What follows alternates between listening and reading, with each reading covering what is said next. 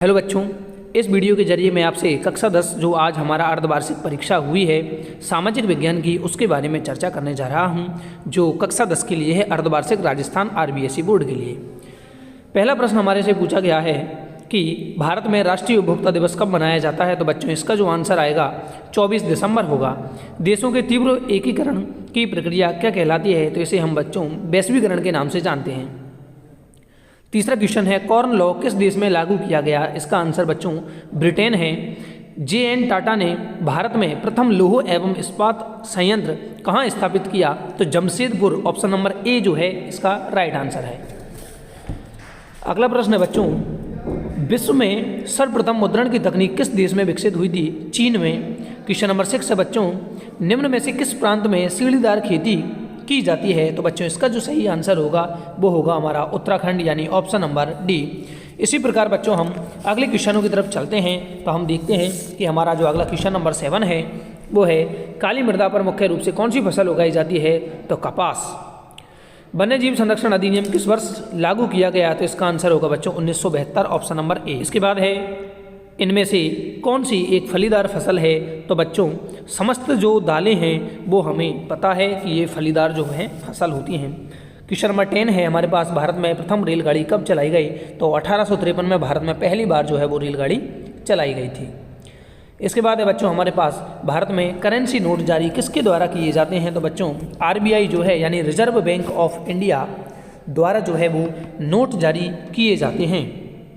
इसके बाद question number 12 जो है हमारे पास, जो रिक्त स्थान है उसमें हम बात करते हैं। तो चंपारण में खाली स्थान है, उगाने वाले किसानों का विद्रोह हुआ। तो चंपारण में किसको उगाया जाता था, किसकी खेती होती थी। आपको नील और अनाज में से लिखना था। तो इसका आंसर होगा बच्चों नील। इसके बाद अगला क्वेश्चन है हमारे पास बच्चों कि प्रथम जो विश्व महायुद्ध था या विश्व युद्ध था मुख्य रूप से किस महाद्वीप में लड़ा गया। तो इसका आंसर है बच्चों यूरोप महाद्वीप में। मार्टिन जो लूथर है वो कहाँ के धर्म सुधारक थे। तो अमेरिका। सही आंसर जो है बच्चों वो क्या हो गया, अमेरिका। क्वेश्चन नंबर 15 है हमारे पास, पृथ्वी के कितने भाग पर जल पाया जाता है। तो लगभग बच्चों जो 3/4 पार्ट है उस पर जल पाया जाता है। इसके बाद है बच्चों क्वेश्चन नंबर 16, तृतीयक क्षेत्रक को क्या कहा जाता है। तो इसको प्राथमिक क्षेत्रक और सेवा क्षेत्रक में से बच्चों सेवा क्षेत्रक के नाम से जाना जाता है। क्वेश्चन नंबर इसी प्रकार जो है वो यहाँ पर रिक्त स्थान जो है वो कंप्लीट होते हैं। क्वेश्चन नंबर जो 18 है वो है कि भारत में कौन सी शासन व्यवस्था लागू है। तो बच्चों हम जानते हैं कि भारत में लोकतांत्रिक जो शासन व्यवस्था है वो लागू है। क्वेश्चन नंबर 19 जो है हमारे पास है, भारत में जनगणना कितने वर्ष बाद होती है। तो इसका आंसर होगा बच्चों 10 वर्ष बाद। भारत का कुल भौगोलिक क्षेत्रफल कितना है। तो 32,87,263 किलोमीटर का स्क्वायर जो है वो हमारा क्षेत्रफल है। इसी प्रकार क्वेश्चन नंबर 21 है, हिंद स्वराज पुस्तक के जो लेखक हैं वो कौन है। तो हिंद स्वराज पुस्तक महात्मा गांधी के द्वारा लिखी गई है। अगला है क्वेश्चन नंबर 22, भारत में वनों को कितने भागों में बांटा गया है। तो इसका जो सही आंसर है वो है बच्चों 3, यानी कि 3 भागों में बांटा गया है।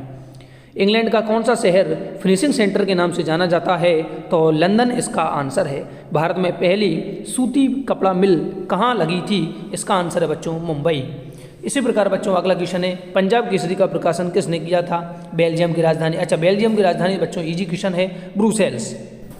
इसके बाद हमसे पूछा गया है बच्चों, जिला मार्ग क्या है, सत्याग्रह से क्या अभिप्राय है। ये क्वेश्चन है जो छोटे छोटे हमसे पूछे गए हैं। जॉवर कौन थे, कैलीग्राफी क्या है। उसके बाद है हमारे पास वर्नाक्यूलर प्रेस एक्ट क्या था। इनके बारे में पूछा गया है, जो कि आपको क्लास के जरिए, टीचर्स के जरिए आपको पढ़ाए गए होंगे। तो उम्मीद है आपको ये क्वेश्चन वेरी इजी लगे होंगे।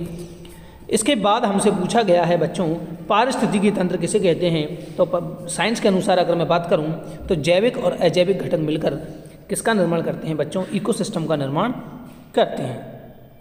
इसके बाद है हमारे पास लौह खनिज एवं अलोह खनिज किसे कहते हैं। तो जिन खनिजों से लौह मिलता है, जिन खनिजों में वो लौह खनिज होते हैं, और अलोह खनिज जिनमें लौह प्राप्त नहीं होता। भारतीय मृदा को कितने भागों में बांटा गया है, ये आपका अगला क्वेश्चन था। धर्म जो निरपेक्षता है उससे आप क्या समझते हैं। इसका मतलब है बच्चों के भारत का जो संविधान है वो भारत देश को धर्मनिरपेक्ष राज्य के रूप में देखता है, यानी कि राज्य का कोई धर्म नहीं होगा, यानी कि सभी धर्मों को एक समान रूप से देखा जाएगा। वाहन चलाते समय हमें किन किन बातों का ध्यान रखना चाहिए। इसका आंसर आप आराम से लिख सकते हैं। स्वच्छ भारत अभियान के बारे में आपको लिखना था। खुली बेरोजगारी और प्रच्छन्न जो बेरोजगारी है उसमें आपसे अंतर पूछे गए थे बच्चों। इसी प्रकार अगला है लैंगिक विभाजन का अर्थ स्पष्ट करना था। अगला है क्वेश्चन नंबर 40, कर्तन दहन कृषि क्या है? कर्तन दहन कृषि के बारे में आपसे यहाँ पर पूछा गया है। अगला क्वेश्चन बच्चों जो 41वां है वो है सड़क परिवहन की उपयोगिता स्पष्ट कीजिए, यानी सड़क परिवहन किस काम आती है इसके बारे में हमसे जाना गया है, पूछा गया है। क्वेश्चन नंबर 42 है जर्मनी का एकीकरण किस प्रकार हुआ? आपको स्पष्ट करना है जर्मनी के एकीकरण के बारे में। या अथवा में क्वेश्चन है महात्मा गांधी राष्ट्रीय ग्रामीण रोजगार अधिनियम 2005 के उद्देश्यों की आपको व्याख्या करनी थी। क्वेश्चन नंबर जो 43 है वो लास्ट क्वेश्चन है और इसमें सांप्रदायिकता राजनीति में अनेक रूप धारण करती है, कि 4 रूपों की इसमें आपको विवेचना करनी थी। या फिर अथवा में आपको दिया गया है कि भारत के मानचित्र में निम्नलिखित को अंकित करना है। एक आपको शो करना है अमृतसर को, एक बोकारो जो हमारा इस्पात है उसको, कांडला जो बंदरगाह है गुजरात में उसको आपको रिप्रेजेंट करना है, मारमा गाँव जो है उसको रिप्रेजेंट करना है, और लास्ट आपको जो सांगानेर हवाई अड्डा है उसको आपको रिप्रेजेंट करना है। तो ये हमारा मानचित्र में, भारत के मानचित्र में ये आपको अंकित करनी थी। तो बच्चों ये था आज का हमारा अर्धवार्षिक परीक्षा जो एसएसटी सब्जेक्ट के लिए थे। इसी प्रकार बच्चों अगले वीडियो में हम अगले सब्जेक्ट के बारे में बात करेंगे। ठीक है, तब तक के लिए जय हिंद, जय भारत।